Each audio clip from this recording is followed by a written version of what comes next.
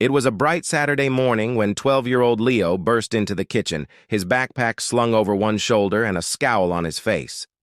"Mom, I can't believe this," he shouted, slamming his fist against the counter.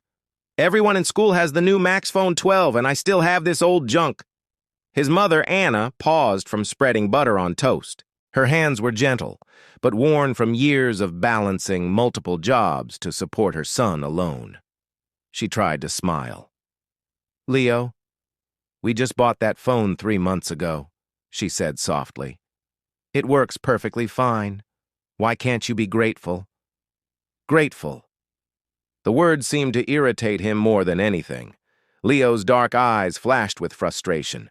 Without a second thought, he snatched the phone off the counter and hurled it to the floor. Crash! Pieces of glass and plastic skittered across the tiles. Anna's heart dropped. "Leo, how could you? That was expensive." "I don't care," he screamed, stomping toward the door. "I want the MaxPhone. I want it now." Tears prickled Anna's eyes. She had worked nights, skipped meals, and spent her weekends delivering parcels just so Leo could have what he needed. Yet here he was, demanding more, oblivious to her efforts. Just then, the doorbell rang. It was Mr. Thompson, the owner of the corner shop down the street. He had been quietly observing from his car and now stood in the doorway, arms folded. "I might have a solution for you, young man," he said calmly, yet with a sharpness that caught Leo's attention. Leo narrowed his eyes. Who are you?" Mr. Thompson smiled faintly. "Someone who can teach you what things really cost. Not in money, but in effort, respect, and love." Leo tilted his head. "What do you mean?" "I mean," Mr. Thompson replied, "if you want a MaxPhone, you can earn it. Work for it. No handouts, no shortcuts. Only then will you understand its value." Leo snorted. "Work? I don't need to work. Mom's been paying for everything my whole life." Mr. Thompson's smile didn't fade. "Exactly why you need this lesson." The next morning, Leo showed up at Mr. Thompson's shop. He expected something simple like stacking shelves or sweeping a small corner. Instead, he was handed a mop. "Start with the floors," Mr. Thompson instructed. "Every corner, no shortcuts. And when the floors shine, move to the shelves, the windows, the counters, everything." Leo groaned. The mop felt heavy, the floor sticky and grimy. Within minutes, his shirt was damp with sweat and his arms ached. By the end of the first day, Mr. Thompson handed him his paycheck, $20. Leo's eyes widened. "That's it? I worked all day." Mr. Thompson shook his head. "Your mother works every day, Leo. Nights, weekends, rain or shine. She does it for you. That $20 is not the lesson, it's the beginning. You'll understand the real cost soon enough." For the next 2 weeks, Leo worked tirelessly. He cleaned floors until his knees were sore, polished glass counters until his arms ached, unpacked deliveries heavier than he thought possible, and dealt with impatient customers who treated him like an equal to the shop owner. Slowly, he began to notice something strange. The work was hard, but it wasn't just physical. It was humbling. Each task reminded him that nothing in life was free. That MaxPhone 12, the one he thought he deserved, would never just appear in his hands without effort. After 10 long days, he had earned $600, the exact price of the phone. Pride surged through him. "I did this. I earned it." Mr. Thompson handed him the phone with a faint smile. "Here, your reward." Leo's hands trembled as he opened the box. He stared at the sleek device, feeling triumph for the first time. And then, Mr. Thompson smashed it against the counter.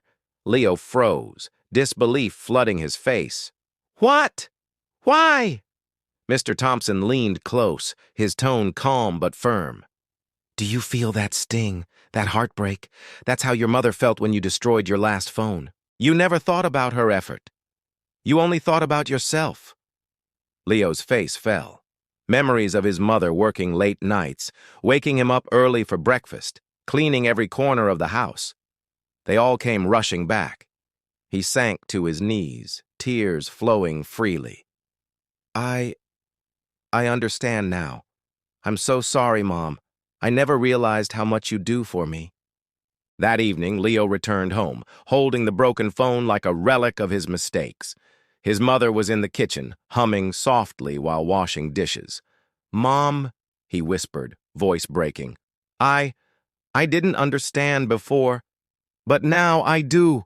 I'm so sorry for everything. I promise I'll never take what you do for granted again. Anna turned and smiled gently, her eyes glistening with tears. She knelt and embraced him tightly. Leo, that's all I ever wanted. For you to see, to understand, and to value what love really is.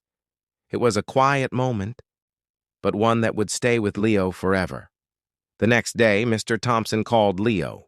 Nervously, Leo entered the shop expecting another punishment. Instead, Mr. Thompson handed him a small, pristine box. Inside was the MaxPhone 12, completely intact.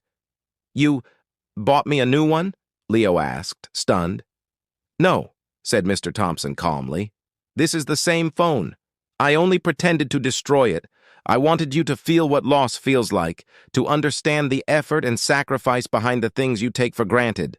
Your mother helped me make sure you wouldn't walk away empty-handed because she believes in second chances. Leo's heart swelled.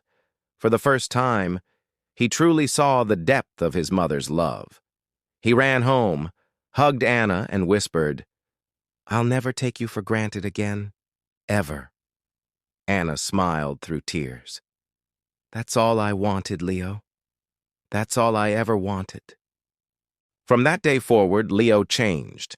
He didn't just appreciate the phone, he appreciated the love, effort, and sacrifices that shaped his life. He helped with chores without being asked, spoke kindly to his mother, and even started saving money to contribute to the household. Sometimes the hardest lessons are the ones that teach the deepest truths. Love is effort, respect is earned, and gratitude is priceless. Now it's your turn. What would you have done if you were in Leo's shoes? Would you have understood the lesson, or tried to get the phone anyway? Drop your answer in the comments. I'd love to hear what you think. And if this story made you think about someone who sacrifices for you, hit like, subscribe, and share. We tell viral stories every week to remind us of the power of love, respect, and life's unexpected lessons.